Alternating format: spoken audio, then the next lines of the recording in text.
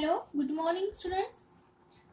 Now on the till last lecture we learn about the spontaneous processes. Now let's start the 4.11.1 energy and spontaneity.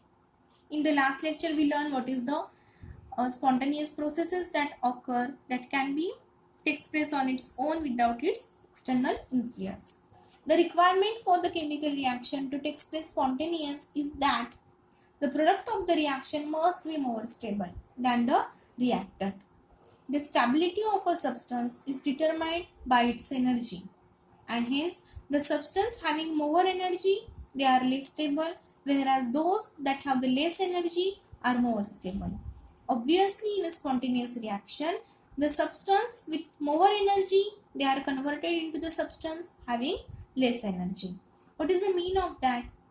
Spontaneous reaction takes place in a direction in which the system energy is lower.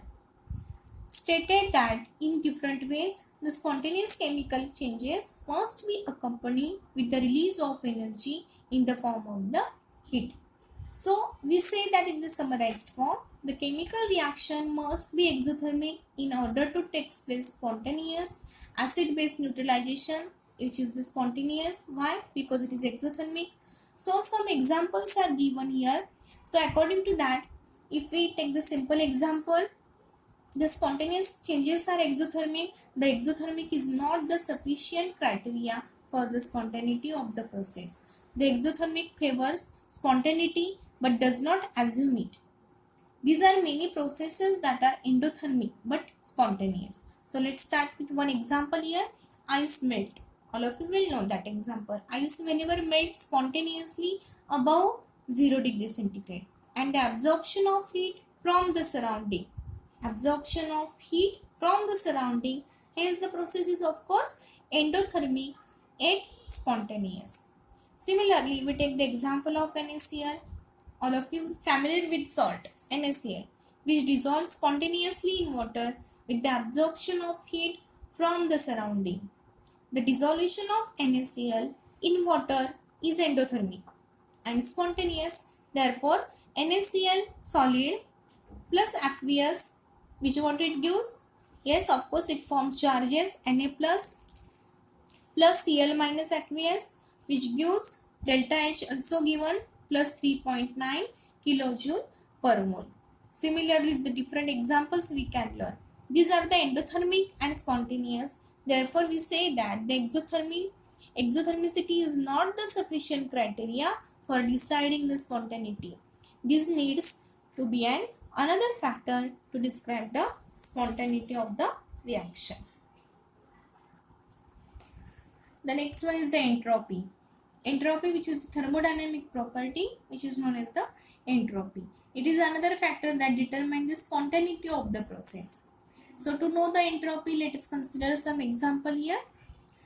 Consider the melting of ice. Now in the diagram it is showing clearly the melting of ice in solid state, that is the collection of the water. Okay, and say hence they are closely packed together. The water molecule they are arranged in the definite order. When the ice start to melt, what happen? This highly ordered crystalline arrangement of water molecule get collapse and the molecule become free to move, which is the property of the liquid, that is the disorderness. A sort order of the state because of this disordered state, which is showing in the figure, that is third one. These are the highly disordered, and hence whenever the liquid water vaporize, gaseous water molecules move freely randomly in available space, and the less disordered state is highly disordered, that is in the last one. When liquid water vapors, the gaseous water molecule move freely and therefore disorderness increases. Therefore, from the first stage to the liquid form, liquid to the gaseous form, there are the increasing the disordered form, which is known as the entropy.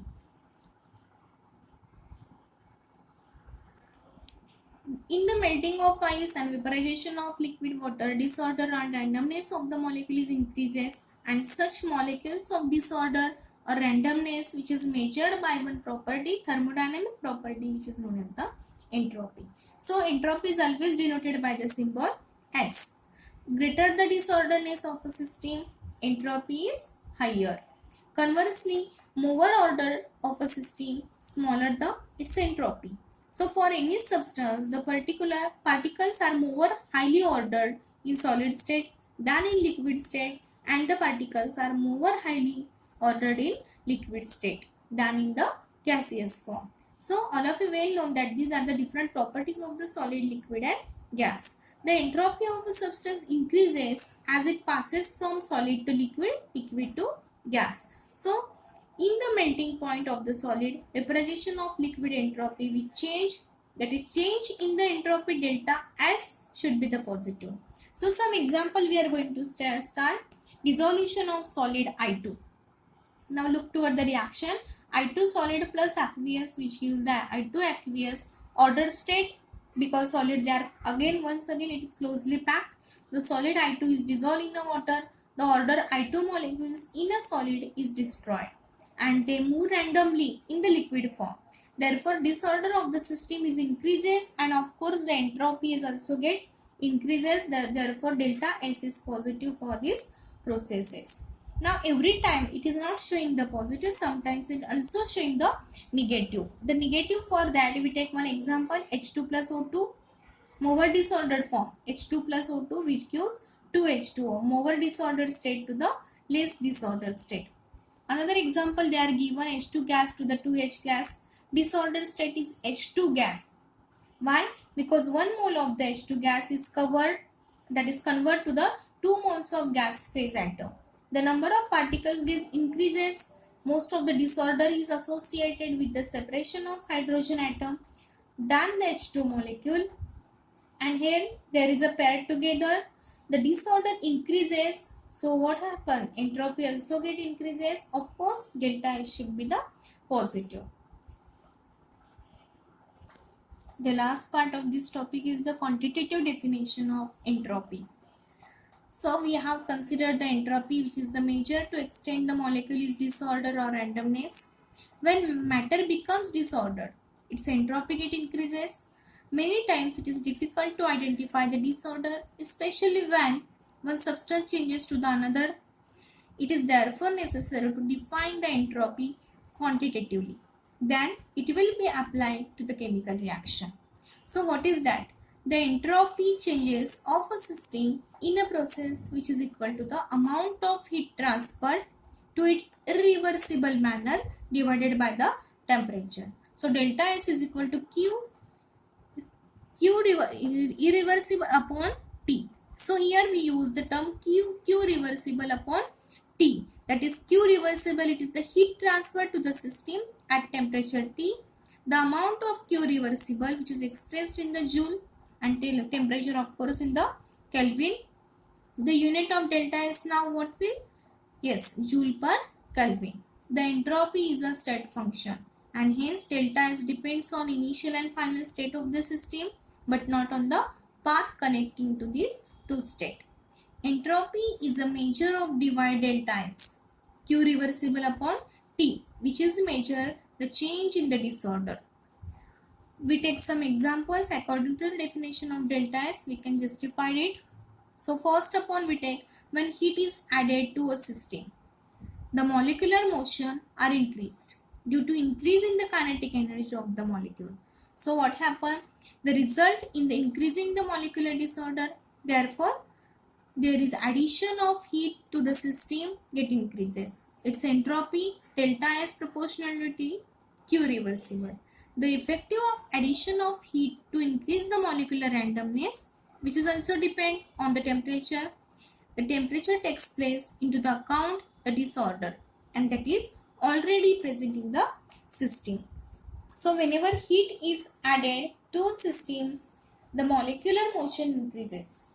Heat is added in the system, molecular motions increases, to the kinetic energy also increases. If the increase in the molecular disorder, entropy of the system is proportional to the Q reversible. The effectiveness of this addition of the heat, which increases randomness, which of course depends on its temperature. If the certain amount of heat is added at higher temperature, then the disorders which causes a lesser than the cost by adding some amount of heat, therefore delta S relate, which is reciprocal to the temperature of the heat which can be added. Therefore, in all total, the entropy of the system is a process which is equal to the amount of heat transferred to it in a reversible manner, which is divided by the temperature. Therefore, formula is given as a delta S Q is equal to Q reversible upon T. The unit is very important, joule per Kelvin. Dear student, by this way we are completed our this thermodynamic topic. The remaining, that is the numerical part and some solved numerical and unsolved numerical, we are going to take directly on our Google Meet lecture. Thank you.